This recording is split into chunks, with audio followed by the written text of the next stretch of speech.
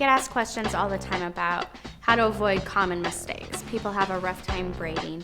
I think a good thing to think about is if you're having trouble actually holding the braid in your hand, how can you make that simpler?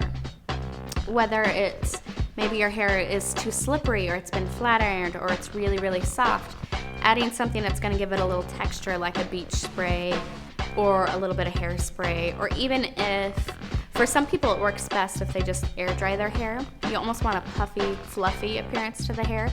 It just holds the braid much easier. So that'll make the work that you're already doing with your hands a little bit easier. Another thing to think about, especially with French braids, a lot of people have trouble starting a French braid and holding it in their hands.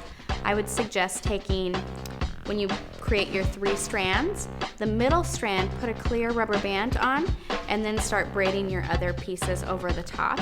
And usually you can hide the clear rubber band inside of the braid or just snip it off with scissors.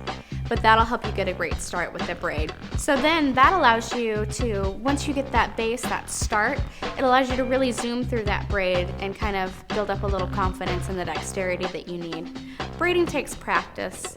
I think the more often that you're able to fool around with braids, the more comfortable your hands get, the more flexibility, the better that your results will be. I think a lot of times people slip up when they want a very loose, soft braid by braiding it really loose and soft. I really feel the best way to achieve that look is to start off with a nice tight braid and then go through and loosen it up with your hands. Even if it's just stretching a piece here or there, kind of loosening and softening the look. That'll also make everything look a little bit bigger and fuller, like you have more hair.